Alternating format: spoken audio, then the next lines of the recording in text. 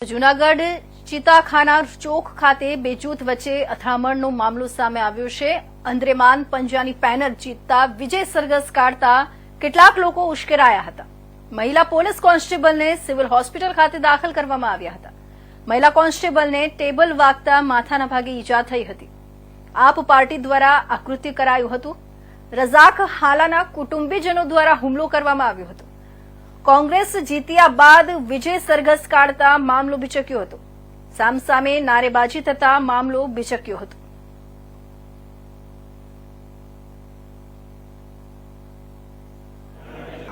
મારું નામ અશરફભાઈ રહીમ છે। આ વખતે 2025ના અંદર કોંગ્રેસની પેનલ વોર્ડ નંબર 8ના અંદરથી અમે લોકોએ ઉમેદવારી કરેલી હતી। અમારી સામે 11 વ્યક્તિ ઉભેલા હતા। આજ રોજ ચૂંટણીનું રિઝલ્ટ હતું। રિઝલ્ટની અનુસંધાને અમે લોકોએ કૃષિ યુનિવર્સિટીના ગ્રાઉન્ડના અંદર ત્યાં રિઝલ્ટ લેવા માટે ગયા। રિઝલ્ટના અંદર અમે જીતેલા જાહેર થયા। ત્યાર પછી અમે કૃષિ યુનિવર્સિટીના ગ્રાઉન્ડમાંથી ધાંધલિયા સાહેબ ત્યાં હાજર જ હતા। એમને યાદી આવી હતી કે આપણે વિજય સરઘસ કરવા માટે લોકપાલ ચોકથી જઈએ છીએ અને ચિત્તાખાના ચોક સુધી પહોંચ્યા ગાંધી ચોકથી।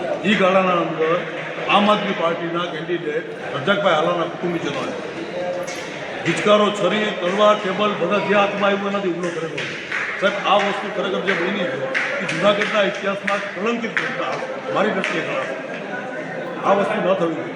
પબ્લિકનો જે કાંઈ પણ ચુકાદો હોય સર માન્ય ઉપર જ રાખવાનો હોય, ચાહે હાર હોય ચાહે જીત હોય। તમે કોઈની જીત પચાવી ન શકતા હોય, તમારી હાથ પર પચાવી ન શકતા હોય તો આ મારા દ્રષ્ટિએ વ્યાજબી નથી। કેટલા જણાની ઈજા થઈ છે? 5 જણાને ઈજા થઈ છે સાહેબ। અદ્રેમાનભાઈ ઉપર ટેબલથી હુમલો કરવા માટે ગયા। અદ્રેમાનભાઈ ટેબલથી હુમલો થતો હતો, નીચે નમી ગયા। એક પોલીસવાળી બેન પર ચડી આનંદ રાઉન્ડમાં આવી।